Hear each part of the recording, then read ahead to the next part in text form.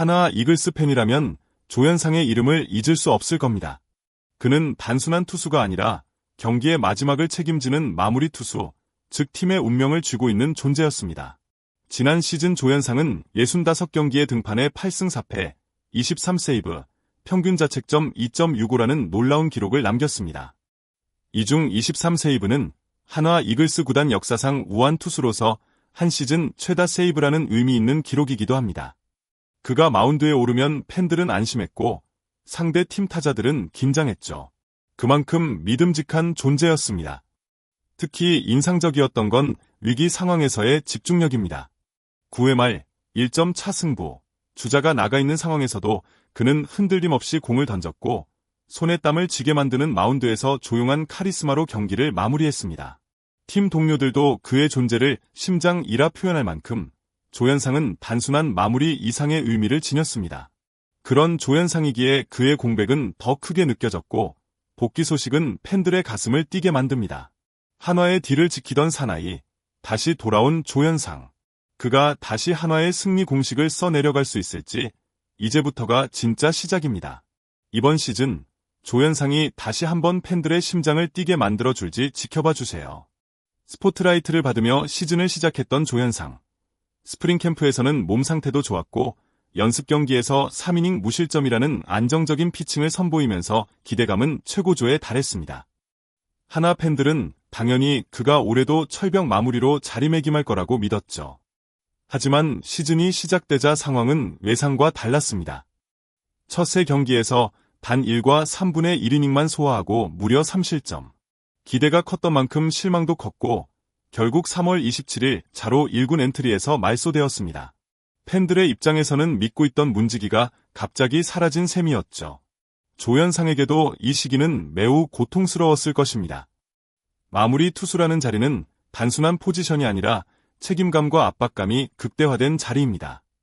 조금만 흔들려도 팀 전체의 흐름에 영향을 줄 수 있고 그런 부담감은 심리적인 영향까지 미칠 수 있습니다. 하지만 그는 도망치지 않았습니다. 퓨처스리그로 내려간 뒤에도 성실하게 몸을 만들며 자신을 다시 단련시켰죠. 12경기에서 평균 자책점 5.40이라는 아쉬운 수치를 기록했지만 그 안에는 재기를 향한 의지가 담겨 있었습니다. 부진은 누구에게나 찾아올 수 있습니다.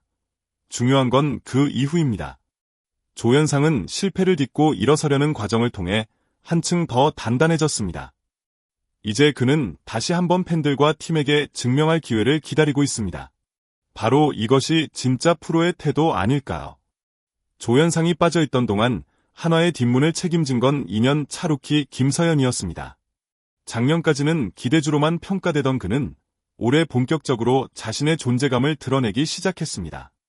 김서현은 올 시즌 23경기에 등판해 평균 자책점 0.83이라는 놀라운 성적을 기록하고 있습니다.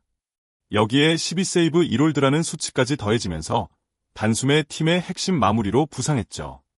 특히 마운드에서의 강한 자신감과 위기 상황에서도 침착함을 유지하는 모습은 베테랑 못지않다는 평가를 받고 있습니다.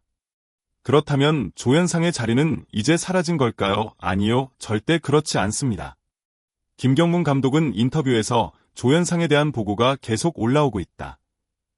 그의 가능성을 긍정적으로 평가했습니다. 즉, 팀은 두 선수 모두를 전략적으로 활용할 수 있는 상황이 된 것이죠. 이제 한화는 한 명의 마무리 투수가 아닌 두 명의 카드로 끝을 지킬 수 있게 됐습니다. 상대팀 입장에서는 더욱 까다로운 상황이겠죠. 김서현이 잘 던지면 조현상이 휴식하고 조현상이 컨디션이 좋으면 김서현이 다른 상황에 투입되는 유연한 운영이 가능해진 겁니다. 이러한 경쟁은 팀 전체에 긍정적인 자극을 주기도 합니다. 두 선수 모두 서로를 자극하며 발전할 수 있고 팬들은 그만큼 더 박진감 넘치는 경기를 볼 수 있게 되는 것이죠. 이제 한화의 뒷문은 두 개의 열쇠를 갖게 되었습니다. 그 열쇠를 어떻게 활용하느냐는 오롯이 팀과 감독의 몫입니다. 하지만 한 가지 분명한 건 이 경쟁은 앞으로 한화의 시즌에 큰 활력을 불어넣을 것이라는 점입니다. 2024년 3월 27일 조현상은 1군에서 말소되었습니다. 그리고 정확히 49일 뒤인 5월 15일 그는 다시 1군의 모습을 드러냈습니다. 시간으로만 보면 짧지 않은 기간이지만 그 안에 담긴 그의 노력과 고민은 숫자로 표현할 수 없습니다. 퓨처스리그에서 그가 보낸 날들은 단순히 몸을 회복하는 시간이 아니었습니다. 스스로를 돌아보고 마운드 위에서의 감각을 다시 찾기 위한 치열한 시간이었죠.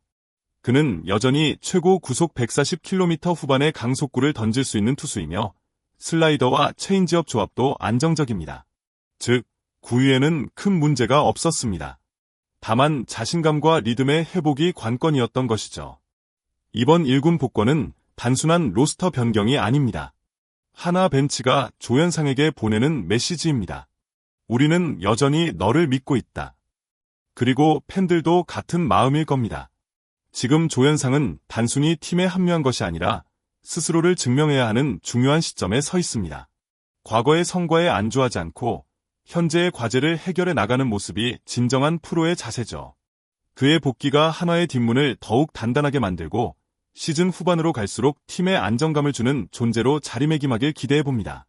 이제 중요한 건 단 하나, 기회를 다시 잡았다는 사실입니다. 이제 조현상이 다시 한번 날아오를 시간입니다. 야구는 숫자의 스포츠라고들 합니다. 타율, 방어율, 출루율 등 수많은 기록이 선수의 가치를 말해주는 시대죠. 하지만 그 숫자 뒤에 숨겨진 사람의 이야기야말로 야구의 진짜 매력 아닐까요? 조현상은 단순히 23세이브를 기록한 투수가 아닙니다. 그는 팀이 흔들릴 때 마지막을 책임졌고 팬들에게 희망을 안겨준 존재입니다. 그가 마운드에 올라 공을 던지는 순간 팬들은 안심하고 승리를 기대할 수 있었죠. 이 믿음은 기록으로는 설명되지 않는 가치입니다. 그런 선수가 부진을 겪고 자리를 비우는 것, 그 자체가 한 인간으로서 큰 상처일 수 있습니다. 하지만 중요한 건 조현상이 그 시간을 어떻게 견뎌냈느냐는 것이죠. 퓨처스에서 치열하게 자신을 단련하며 다시 1군 무대를 향해 달려온 그의 모습은 많은 이들에게 큰 울림을 줍니다. 야구는 단순히 이기고 지는 게임이 아니라 누군가의 노력 포기하지 않는 정신 그리고 다시 일어서는 용기를 보여주는 무대입니다. 조현상은 지금 그 중심에 서 있습니다. 조현상의 도전은 팀에게도 팬들에게도 특별한 의미를 가집니다. 그의 복권은 단순한 로스터 복귀가 아닌 인간적인 드라마의 시작일 수 있습니다. 우리 모두가 그의 다음 이야기를 기대하게 되는 이유도 바로 여기에 있겠죠. 야구는 결국 사람 이야기고 그 이야기의 주인공이 지금 조현상입니다. 여러분 오늘 이야기 재미있게 보셨나요? 한화 이글스의 조현상 선수 복귀 이야기는 단순한 스포츠 뉴스 그 이상이었습니다. 누구나 인생에서 한 번쯤은 넘어지는 순간이 있습니다.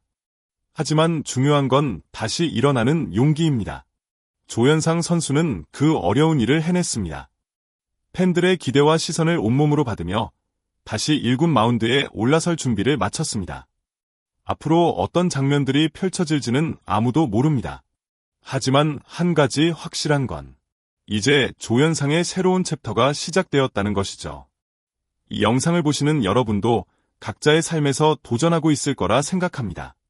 때로는 실패도 하고 때로는 흔들리기도 하겠지만 포기하지 않는다면 다시 시작할 수 있다는 걸 조현상의 이야기가 보여주고 있습니다.